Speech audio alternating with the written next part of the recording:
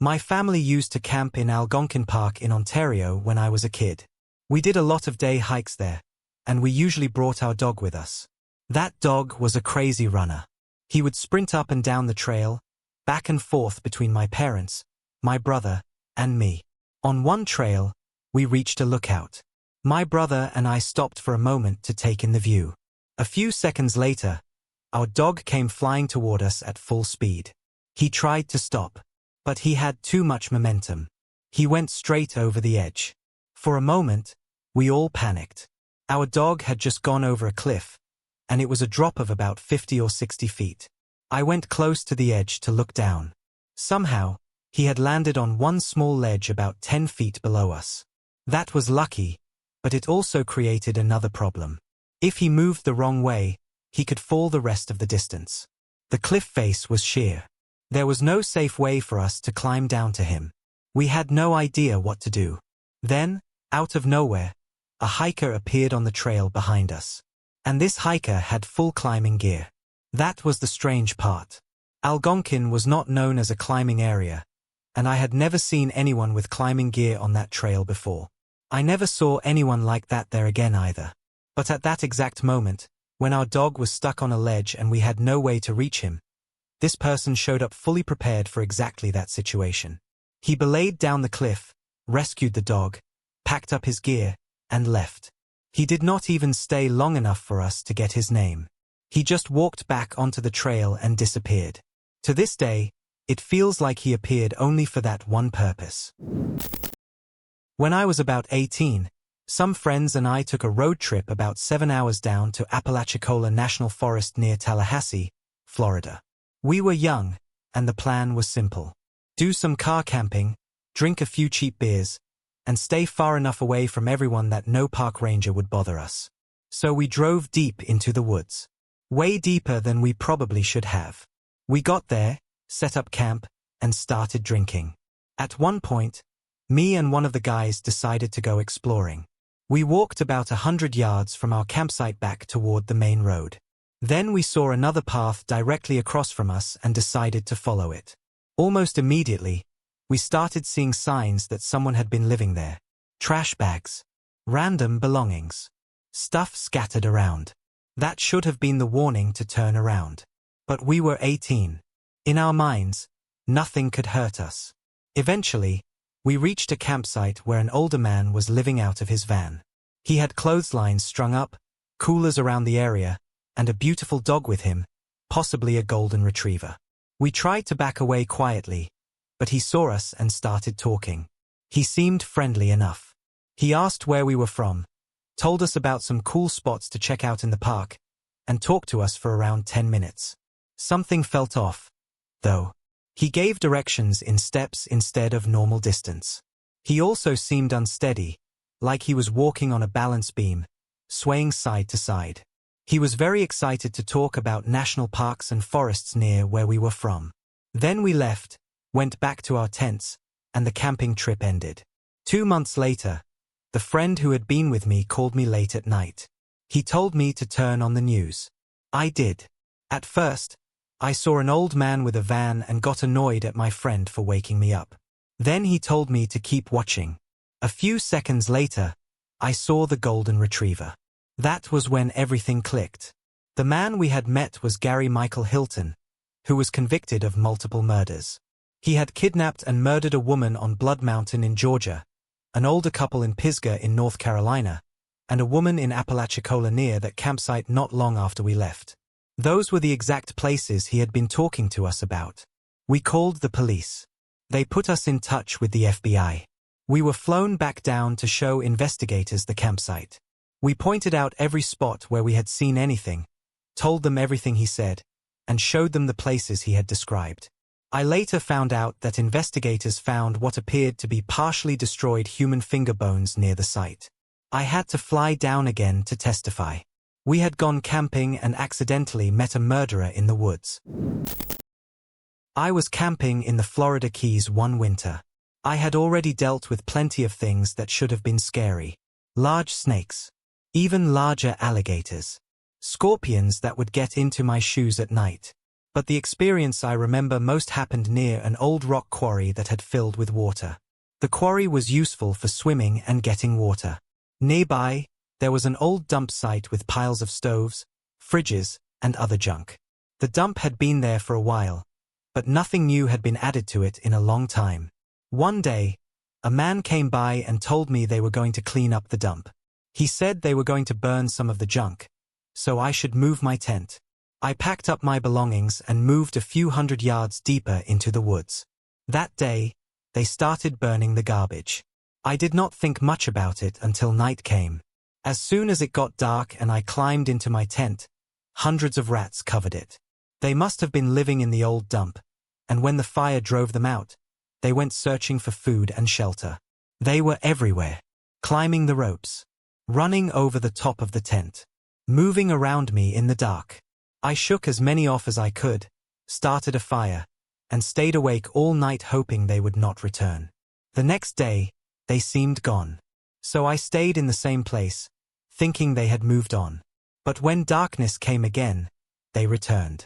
And this time, it seemed like there were even more of them.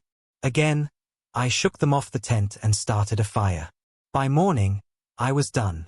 I packed up and left that spot. As I walked down the highway, I wondered if I should return to a place where I had camped a few weeks earlier. Then I saw something on the road near that old spot. An 11-foot alligator. Dead on the highway. It had crawled out from the mangroves only a few feet from where I had previously been camping. That was when I decided my Florida camping adventure had gone on long enough. I headed home.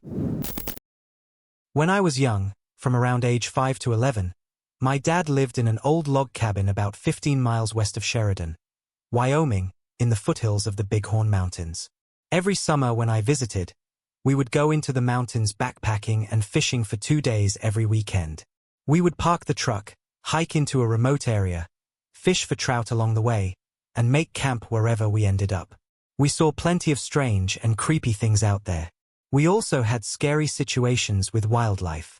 But the one that stayed with me most was an old abandoned camp we found. We were hiking down a very steep slope to reach a creek that had been dammed by beavers. We were hoping to catch bigger trout there. I climbed out on a rock ledge, looking for a way down, when I saw something strange. It was the stock and action of an old rusty rifle sticking out of a tree. The tree had grown around the barrel years before, leaving the gun trapped about 10 feet above the ground. My dad and I climbed down to check it out. At the base of the rock formation, we found a small cave.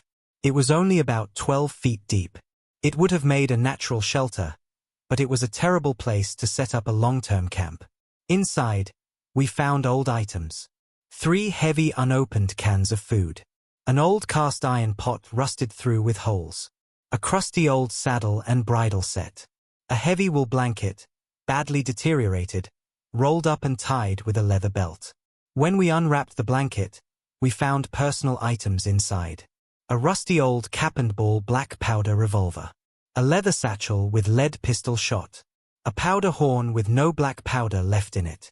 Old tarnished cartridges that were probably for the rifle in the tree. A straight razor. And most unsettling of all, a shirt. The shirt had holes in it. More than half of it was stained with dried blood. We stood there trying to understand what we had found.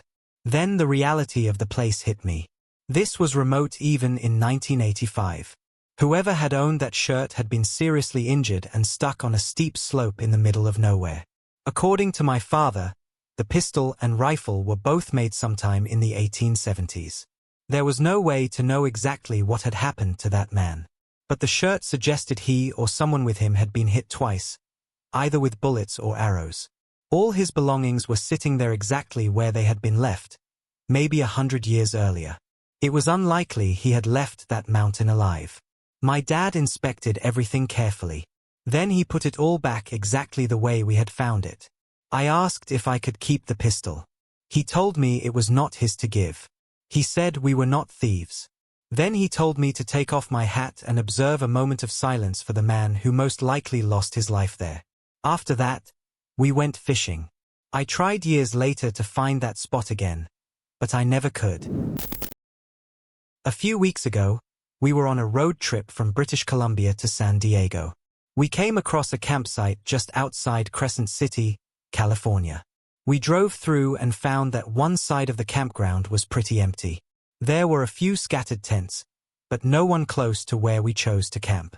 We had plenty of space. We wanted an early night. I started a fire while my girlfriend cooked. We ate, had a few beers, and climbed into our rooftop tent with our dog around 9 p.m. I had a rough time sleeping and woke up a few times, but eventually, I fell into a decent sleep. Then, in the pitch dark, with all the tent windows and canvas closed, I woke up around 1 a.m. Someone was outside our tent whistling. The tune was When the Saints Go Marching In. At first, it was just whistling. Slow. Repetitive. Then, after a few minutes, I nudged my girlfriend awake. She heard it too, and she was obviously scared. Then the whistling turned into chanting. The person outside started saying that when we slept there, we were disrespecting him. And when we disrespected him, we were disrespecting the U.S. Marines. Then he started spelling out words. One of them was FLEE. His voice and tone kept getting more aggressive. We realized we had to leave. I slowly unzipped the tent. Our guard dog, who was supposed to be helpful, was snoring. I stuck my head out of the tent and waited for my eyes to adjust. I tried to figure out where the person was. Once I could somewhat see and hear, I climbed down. My girlfriend passed me the dog, then climbed down too. We folded the tent up without securing it, jumped into the truck, and drove to a motel in Crescent City.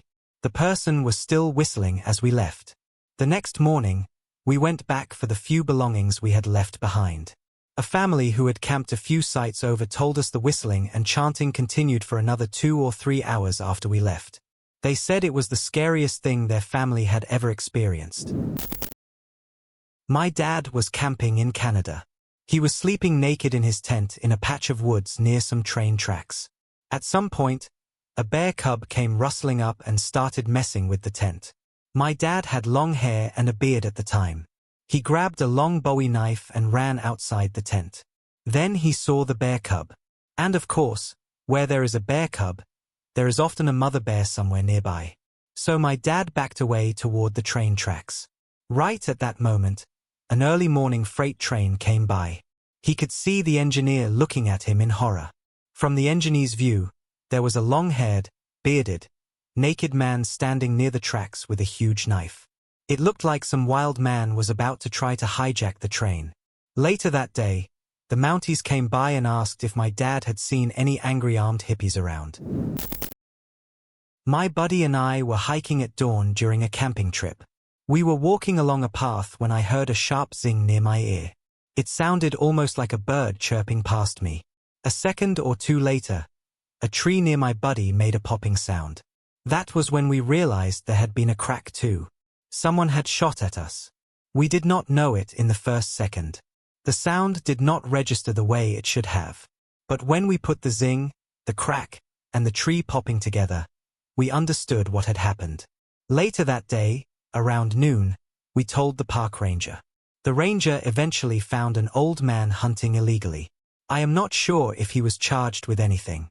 But that moment was terrifying because we realized someone had fired close enough for us to hear it pass by. I went hiking with a close friend in the Carolina mountains in the middle of winter. We went far off trail. A full day's walk from where we had parked. By the time we set up camp, we were miles from the nearest person. We pitched our tent, cooked some food, sat by our little fire, and passed a whiskey flask back and forth while enjoying the darkness and stillness. Then we felt it first. That sudden feeling that we were not alone. A few seconds later, we heard something move in the darkness. We froze. Then we heard it again. This time, we realized there was more than one thing out there. And they were big. My buddy and I locked eyes. We were too scared to speak, but somehow we came to the same silent agreement. Scaring whatever it was might be our best chance. He grabbed a thick branch from the fire. I grabbed one of the rocks from the fire ring. I was so scared I could barely breathe. Then together, we yelled as loudly as we could and charged into the darkness. That was when we saw the eyes. At least a dozen pairs staring back at us. We had charged into a pack of mountain ponies. They did not react. Not even a little. 2 men were screaming and charging at them in the middle of the night, and the ponies just stared back like they were unimpressed. I was on a road trip with a friend. One evening, we hiked into a trail in Colorado to camp so we would not have to pay for a campsite. We found a little clearing by a stream. My friend set up the tent, and I decided I would sleep under the stars. Right as we were getting ready to sleep, another woman showed up and pitched her tent in the clearing too. I had not been feeling well that day. We had hiked in carrying all our stuff, and when I finally went to sleep, I slept hard. I woke up to a ranger shaking me. He asked if I had seen where the bear went. Bear? What bear? Then I looked up and saw the woman's tent. It had been shredded. She had left food in her tent that night. We had hung ours from a tree. A curious bear came by around 4 in the morning because it smelled food. It tore into her tent. While ripping through the tent, it raked its claws across her forehead. The ranger told us she was okay. She needed a large bandage, but she was not badly hurt. She had driven to the trailhead with the ranger and showed him where the campsite was, but she did not want to hike all the way back to the clearing. The weirdest part is that I slept through the whole thing. A bear ripped open a tent in the same clearing, scratched someone, and somehow I did not wake up until the ranger arrived. I was camping with 2 friends in the middle of the night. All 3 of us were inside a square dome tent. We were just hanging out, chatting, and the lights were on. Then one wall of the tent started caving inward. It looked like strong wind was pushing against it. Or something was pressing into it from outside. Everyone started freaking out. I assumed it was wind. I told my friends to calm down. Then I jumped up and punched the tent wall. My fist connected with something. And the feeling was unmistakable. It was flesh. That was when I started freaking out too. I had no idea what or who I had just punched through the tent wall. I tried to convince my friends that the smartest thing to do was to look outside. It took about 15 minutes before they agreed. By the time we checked, there was nothing there. I live in Australia, so if I had to guess, it was probably a possum, feral cat, or bird.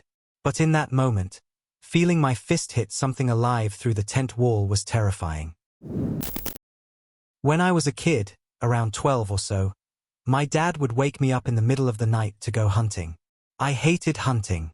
A few weeks before this particular trip, I had seen an episode of Are You Afraid of the Dark, about the Jersey Devil. That episode had already put me on edge because I knew my dad would probably take me hunting soon, and sometimes we hunted in New Jersey. Sure enough, one morning around 3 a.m., my dad woke me up. We went into the woods in complete darkness so he could be set up before the deer came out. I was sitting in the stand, finally starting to calm down, when I saw a small figure on the ground. It looked human. I could barely make out a face in the distance, but I knew it looked like a person. It was maybe 2 or 3 feet tall. I was losing my mind. But I did not want to say anything because I knew my dad would tell me to toughen up. So I stared at that thing for about 4 hours. When we finally climbed down from the stand and walked toward it, I saw what it actually was. A lawn gnome. Miles and miles into the deep woods. No roads nearby. No houses nearby. And the stand we were using was not even permanent. We had set it up when we arrived. I still do not know how that lawn gnome got there. I was camping in the high Arctic, in the middle of nowhere. There were no trees, so it was not exactly the woods, but it was remote camping. Late at night, while I was in my tent, I kept hearing pebbles rolling down the side of a nearby slope. It was intermittent. It sounded like something walking down the slope. That might not sound like much, until you remember that polar bears are a real possibility there. And polar bears are not animals you can casually ignore. They are dangerous predators and absolutely capable of hunting people. Every time I heard the pebbles, I would get up and look outside the tent. Nothing. No movement. No bear. No explanation. Then I would go back to sleep. An hour or 2 later, I would hear it again. Pebbles rolling down the slope. It kept happening for several nights, and it freaked me out badly. Eventually, I figured it out. In the high Arctic during summer, there is sunlight 24 hours a day. At a certain time of night, the sun would hit that slope directly. The warmth would thaw the frost that was holding the pebbles together. Then the pebbles would start cascading down. The rest of the day, the slope stayed in shade, cold and quiet. So the explanation was natural. But even after I knew that, I kept thinking, what if a real polar bear shows up? What if I dismiss the sound as just pebbles? What if I am not ready when it tears into the tent? I did not sleep well until we moved camp. I was stargazing while camping in the outback with my parents. We were watching two satellites moving across the sky. They were approaching each other at right angles. It looked like they were going to meet at one point in the sky. Then, at the exact point where they would have crossed, one satellite disappeared. The other one kept going like nothing had happened. I have heard possible explanations since then.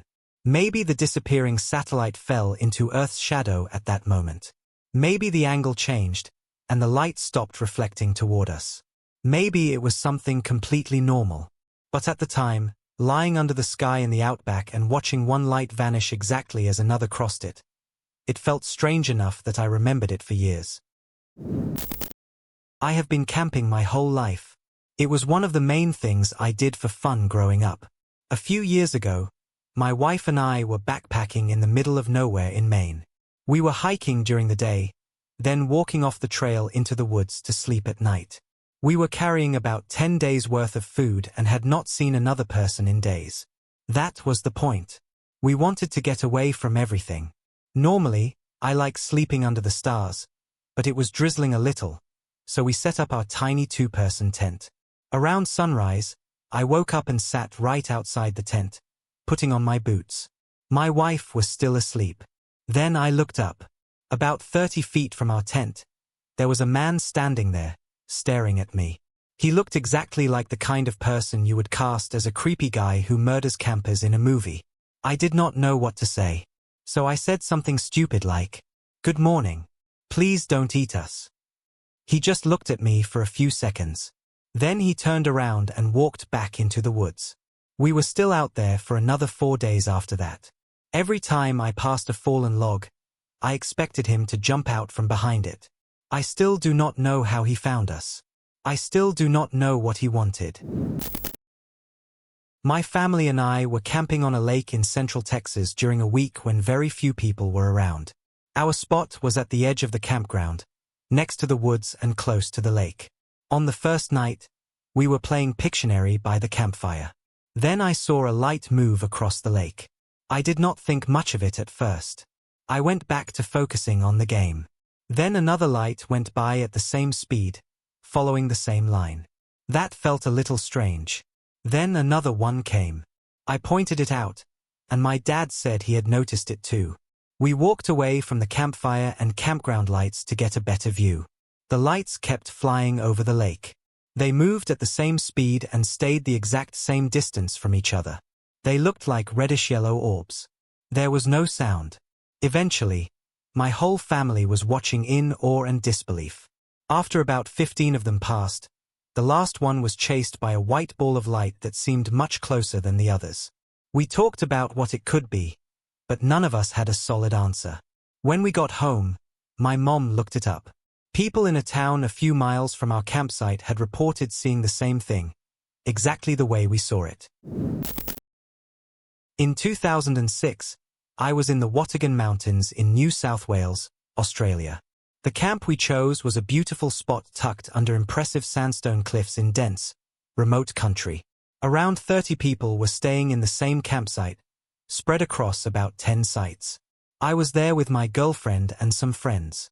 The night before, we had talked with other campers, had drinks, sang songs, and sat around the fire.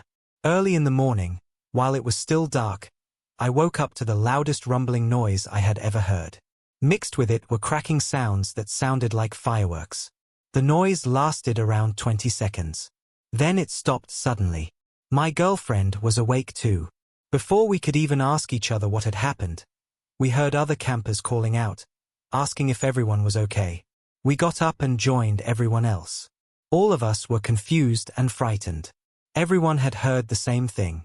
A few of us took flashlights and walked toward the direction of the sound. About 100 meters from camp, we found the source. A huge chunk of sandstone had broken free from the cliffs and fallen down the side of the mountain. In the morning, we got a better look. The rock was about the size of 5 school buses. It was sitting at the bottom of the valley with a path of destruction behind it. The cracking sounds had been trees snapping like twigs as the rock tore through them on the way down. We felt lucky. That mountain had dropped a massive piece of itself right near where people were sleeping. I have had lions, leopards, and elephants outside my tent. Lions seem to treat tents like solid objects, which is comforting only in theory. It is still not very comforting when one is coughing 2 feet from your head. Elephants are more concerning. They are extremely dangerous, but in my case, they had no reason to do anything except walk past. The leopards were the strangest because I never heard or saw them. They were like ghosts. But they left tracks. Apparently, they paid attention to my supply tent but decided against doing anything. In places like that, we mostly stayed inside the tent at night. If you had to go out to pee, you did not go far from the fire. My wife and I were camping in one of the national forests in the mountains of North Carolina. We were in a campground, but there were not many people around. The campsites felt semi-private because of the trees and foliage. We had just settled into the tent. I was starting to fall asleep when, through my closed eyelids, the whole tent lit up. I jumped up and went outside thinking someone was messing with us. There was nobody there. No noise. No person. Nothing. I went back inside and lay down. Just as I was falling asleep again, it happened a second time. The whole tent lit up. Again, I jumped out. Again, nothing. This time, I lay down but stayed awake with the tent unzipped, ready to catch whoever was shining a light on us. When it happened again, I finally saw what was doing it. Fireflies. A huge number of fireflies were landing on the tent, and then they would all light up at once. When I jumped up, they would fly away. When everything got quiet again, they would settle back down. At first, it scared me. By the end, I had to laugh. When my sister's friend was camping in a field years ago, she thought a cow was rubbing against her tent. She wanted it to go away. So she punched it through the tent wall. But it was not a cow. It was a bear. The bear attacked her badly. That story always comes to mind when people talk about hitting something through a tent wall. Sometimes it might be a possum. Sometimes it might be your dog. And sometimes, the thing outside the tent is much worse than you think. Coyotes used to come around the farm I lived on when we still had animals. They would stalk around the barn whenever they could. My dad did not even need a gun. He would just go outside and yell. He had been a drill sergeant, so when he yelled, it carried. Maybe that helped. Another person said their dad would go outside and bang 2 pieces of wood together when coyotes came around trying to get the outdoor cats. Coyotes are often easy to scare away, but when you hear them near a barn at night, knowing they are looking for animals, it still feels unsettling.